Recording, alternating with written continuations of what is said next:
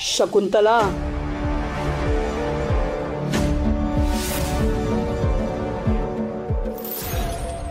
अगं ओळखलं नाहीस? मी आहे यशोधरा सरनाईक. मी कष्टाने कमावलेली संपत्ती लुटायला आली होतीस, तो डाव होता तुझा. माझ्या माणसांना संपवायला निघाली होतीस.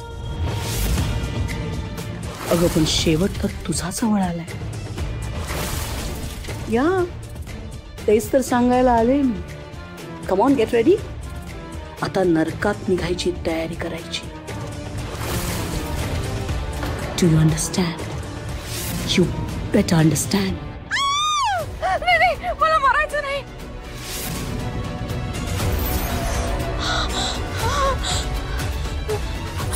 दयानंद, दयानंद, दयानंद उठा.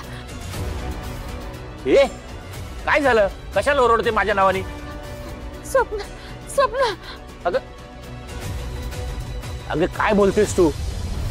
यशोधरा आली होती आणि मला म्हणाली की तुझा शेवट जवळ आलाय, तुझा दिवस भरले. यशोधरा? अगं ती केव्हाच ढगात गेली. तिथून तिने तुला धमकी दिली? काय बोलते? जागी हो. स्वप्न आहे तर बास आता झोप. उगाच आपलं बडबडत बसली आहे. झोप.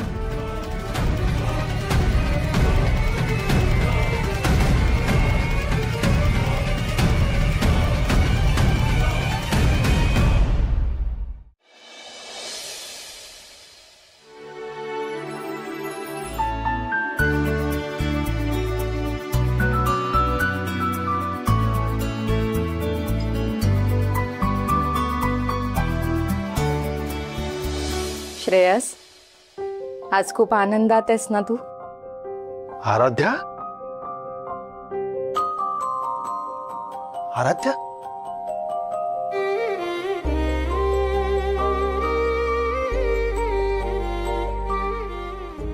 तू तू परत आलीस?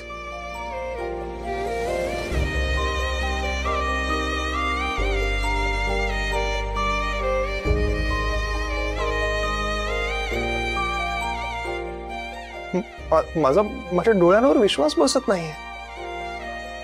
तू आज अचानक कशी काय आलीस अशी? मी इतके दिवस तुला कळवळून हाका मारत होतो तेव्हा का नाही आलीस? कुठे गेली होतीस तू? इथेच तर आहे मी, तुझ्या आजूबाजूला सगळं बघत होते. खर तर कधीच निघून जायची इच्छा झाली होती, पण तुला इतक्या दुःखात बघितल्यावर नाही जाऊ शकले. पायच निघत नव्हता. तुला सांगू, मला सतत जाणवायचं, सतत असं वाटायचं तू आसपास आहेस, तू माझ्या जवळच आहेस. खरं सांगायचं तर अजूनही कधी कधी खात्री पटत नाही की मी तुला गमावून बसलोय. नाही गमावलंस तू मला. मी जरी तुझ्या आयुष्यात नसले तरी एकदा तिला बघ, बघ तिच्याकडे. ती आहे तुझ्या आयुष्यात. माझ्यापेक्षा खूप जास्त प्रेम करते ती तुझ्यावर. कितीतरी अग्निदिव्य केली तरी बिचारीने तुझ्यासाठी, आणि माझ्यापेक्षा खूप जास्त समजून पण घेते ना. तू पहिल्यांदा तिला समजून घेतलास. आता मी जाऊ शकते, कारण तू तिला कधीच सोडणार नाहीस. तू तिला सोडून कधी जाऊ नको श्रेयस. ती तुझ्या जवळ असेल ना तर तू सुखात राहशील. आराध्या, माझी आराध्या. श्रेयस, तारा आणि आराध्यामध्ये आता काही अंतर समजू नकोस. ताराला मनापासून पूर्णपणे ऍक्सेप्ट कर. तिच्या बिचारीच्या मनात खूप गोष्टी साठलेल्या आहेत. खूप लोकांनी येऊन त्यांची सत्य तिला सांगितली आहेत. ती सगळी ना तिने मनात लपवून ठेवली. आणि महत्वाचं म्हणजे आत्ता कुठे तुमचं नातं बहरायला लागलंय. या सगळ्या गोष्टी परत एकदा बाहेर येतील. तुमचं नातं परत एकदा पणाला लागू शकतं. पण तू तिच्यावरचा विश्वास गमावून बसू नकोस. ताराला तुझ्या सपोर्टची खूप गरज आहे. खरं सांगू, सत्य कल्पनेपेक्षा विचित्र असतं. त्याला सामोरं जायला तयार राहा. आणि एक विचार कर, तिने बिचारीने या सगळ्या यातना एकटीने कशा झेलल्या असतील. आता तू तिला एकटं टाकू नकोस प्लीज. सुखी राहा. तू असं निर्वाणीचं का बोलतेस? सोडून चाललीस का तुम्हाला? कुठे चाललीस? परत येणार नाहीस कधीच? तुला सोडून जायची वेळ कधीच आली होती, पण माझा जीव तुझ्यात अडकला होता ना. हट्ट करून मी चेंगाळत बसले होते. पण आता ती आहे तुझ्या आयुष्यात. तू तिच्या बरोबर सुखरूप राहशील मला माहिती आहे. कदाचित माझं आयुष्य या जगात इतकंच असेल असं समज. पुन्हा नव्याने तुझ्या आयुष्याचा भाग व्हायचं असेल तर मला जावं लागेल.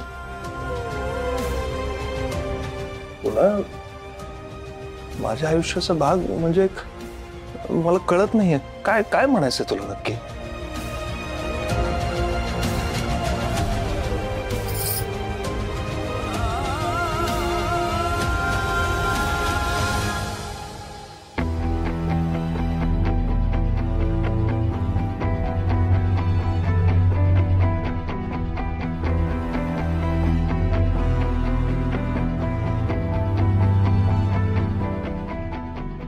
तुझ्या म्हणण्याचा अर्थ बहुतेक मला कळलाही आणि नाही कळला.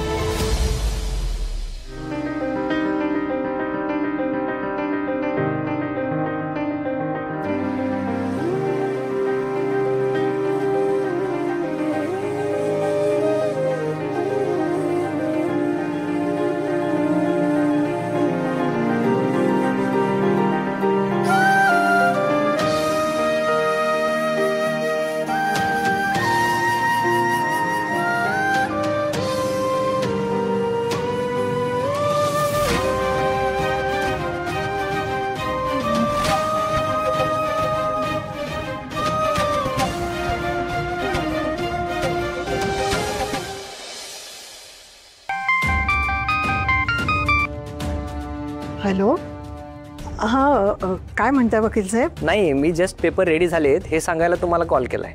बरं. तुम्ही ऑफिसला येऊन सही करू शकला असता तर बरं झालं असतं. त्या दिवशी तुमच्या घरातलं वातावरण बघता तुमच्या घरी पेपर आणणं योग्य ठरणार नाही असं मला वाटतं. नाही, नको. पण मी काय विचार केलाय की तुम्हीच पेपर घेऊन घरी या.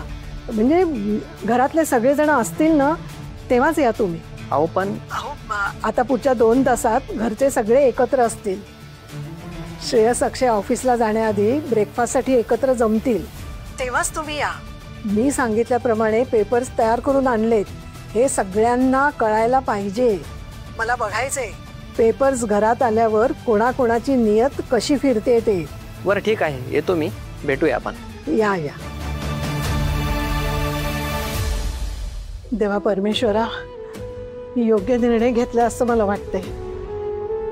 पुढच्या काही दिवसांमध्ये घरातल्या नात्यांची परीक्षाच घेतली जाणार आहे, जेणेकरून या घरातल्या नात्यांचं खरं रूप मला दिसणार आहे. हे बघ, त्यातून जे काही सत्य बाहेर येईल ना ते स्वीकारण्याची मला शक्ती दे. पण या सगळ्यामध्ये माझ्या श्रेयस आणि तारावर अन्याय होणार नाही याची दक्षता तूच घे रे बाबा, तूच घे.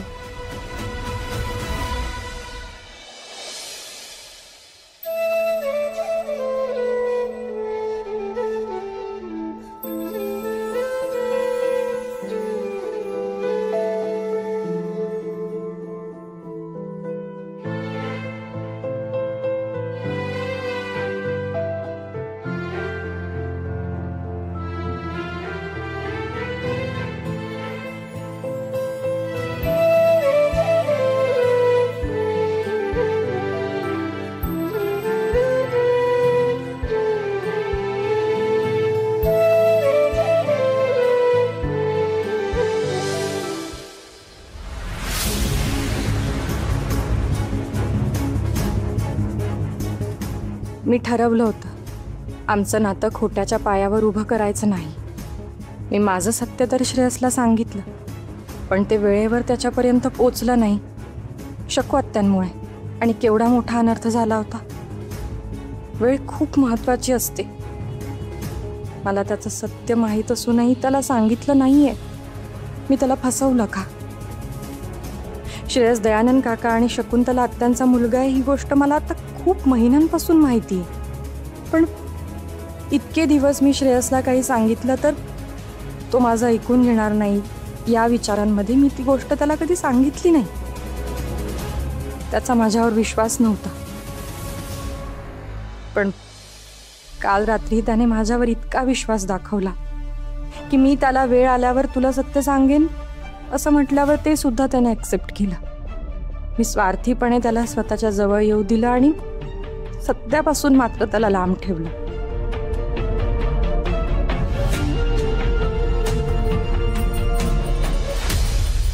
Good morning.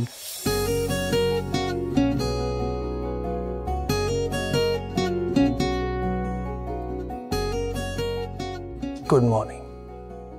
नाही, गुड मॉर्निंग नाही, खरं तर माझ्यासाठी स्वीटेस्ट मॉर्निंग आहे. आणि फक्त माझ्यासाठी नाही, आपल्या दोघांसाठी. हो ना? Good morning. Sweetest good morning.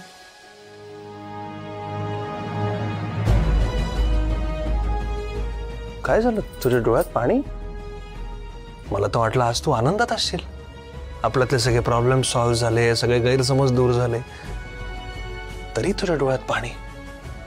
आणि सांगायचं नाही हे आनंद अश्रू आहेत म्हणून, कारण मला कळतंय तुझ्या मनात काहीतरी सलतंय. काय झालंय? नाही, काहीच नाही झालंय. खरंच काही नाही. ते मागच्या सगळ्या कडूगोड आठवणी अशा डोळ्यासमोरून पटकन झरकन गेल्या ना, म्हणून असं झालं. आता कडू बिडू काही नसणार आहे. हा, सगळं गोड असणार. आता याच नोटवर तुझ्यासाठी एक स्पेशल चहा करून आणतो मी. नाही, नको, आता नको. आधीच उठायला मला उशीर झालाय. खाली सगळे उठले असतील, माझी वाट बघत असतील, आणि घरातली सगळी कामं राहिलीत. पटकन निघायला हवं.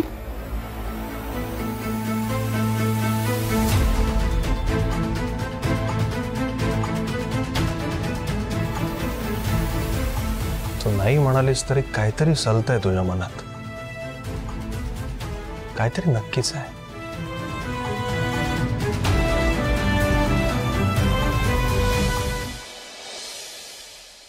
अक्षय, दुपारचं प्रेझेंटेशन तू करतोयस ना? अरे सॉरी हा, मला एक दुपारी मीटिंग आहे महत्वाची, मी बिझी असणार आहे. अरे बापरे. बरं, येऊ का? अरे वकील साहेब, या या या. अक्षय, हा. बसा बसा. वकील साहेब, चहा आणते तुमच्या. नाही, नको. आजी, तुम्ही सांगितलेले पेपर्स रेडी झाले आहेत, ते द्यायला आलो. बर.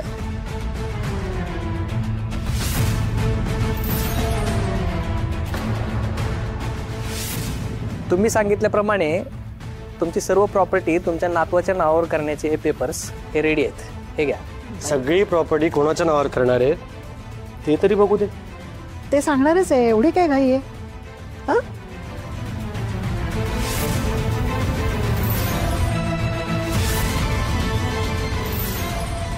तू ह्यात पडू नकोस. तुझं श्रेयसशी काय महत्वाचं बोलणं चाललंय ना, ते कंटिन्यू कर.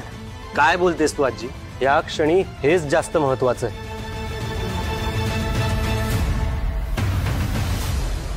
घरात दोन नातू असताना, दोघांचा समान हक्क प्रॉपर्टीवर असताना तू कुणाच्या तरी एकाच्या नावावर प्रॉपर्टी करते.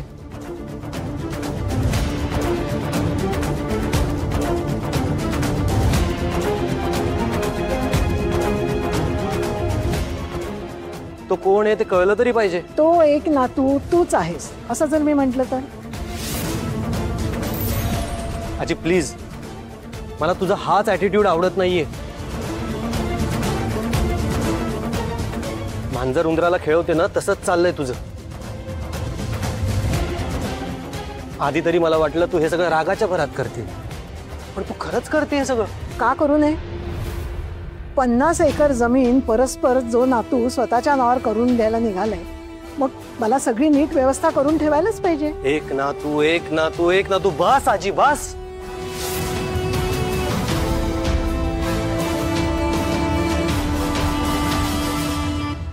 खरं काय आहे ना ते मी सांगतो. हो खरं आहे, ती जमीन मी आणि श्रावणीने माझ्या नावावर करण्याचा प्रयत्न केला.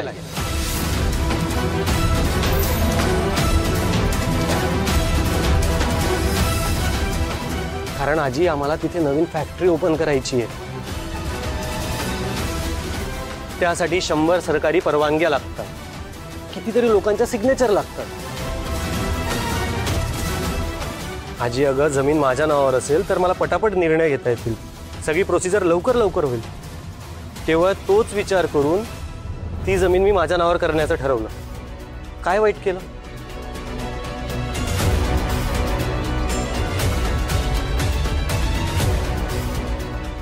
अक्षय तू प्लीज शांत हो ना.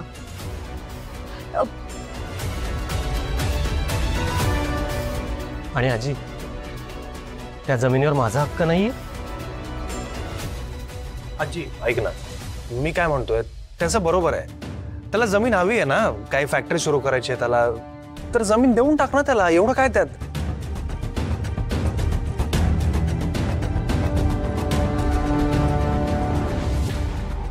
त्यासाठी उगाच वकील साहेबांना बोलवून हे पेपर्स वगैरे तयार करायची काय गरज आहे?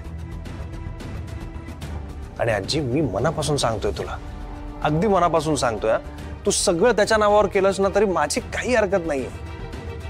किती फरक आहे दोघांमध्ये.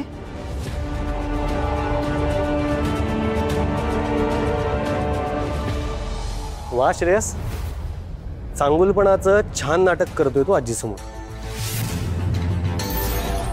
तू मोठा दयावान, माझ्यावर उपकार करणार आहेस. अरे तू घातलेलं भीक मी लाचार होऊन गेल असं वाटतंय का तुला? शक्य नाही. जे माझ्या हक्काचं आहे तेच मागतोय मी. Please please cool down. तू माझ्या बोलण्याचा चुकीचा अर्थ घेतोयस. अरे अक्षय, तू माझा मोठा भाऊ आहेस.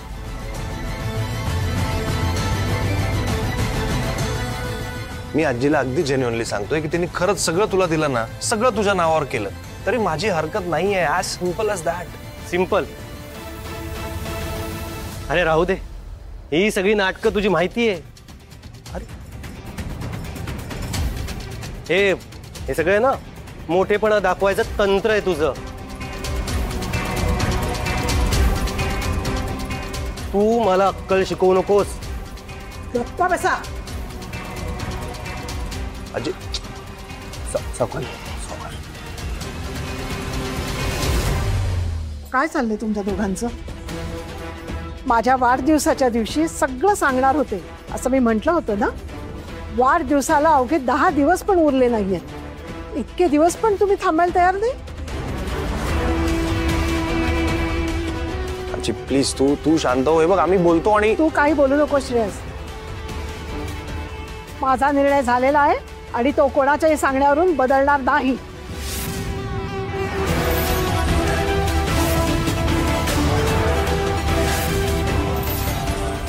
वकिलासमोर तमाशे करायची वेळ आली ह्या घराला.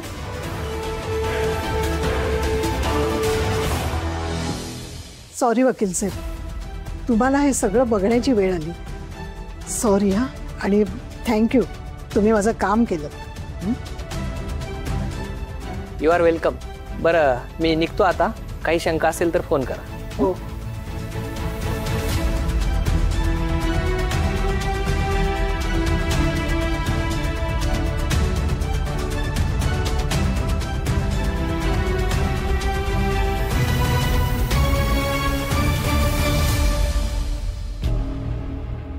श्रेयस, अक्षय, तुम्ही ना जरा शांत व्हा. आई जे करतील ना ते तुमच्या भल्यासाठी करतील. त्यांच्यावर विश्वास ठेवा.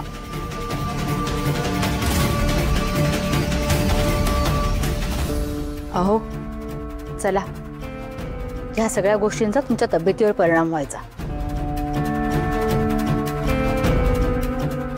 आणि आपला ह्या गोष्टींशी काही संबंध नाही. हे सगळ्या गोष्टी त्यांच्या घरासंबंधित आणि प्रॉपर्टी संबंधित आहेत. चला आपण निघूया.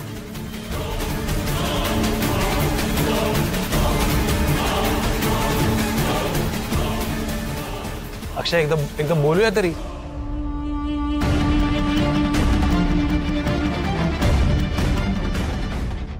सॉरी भाऊजी.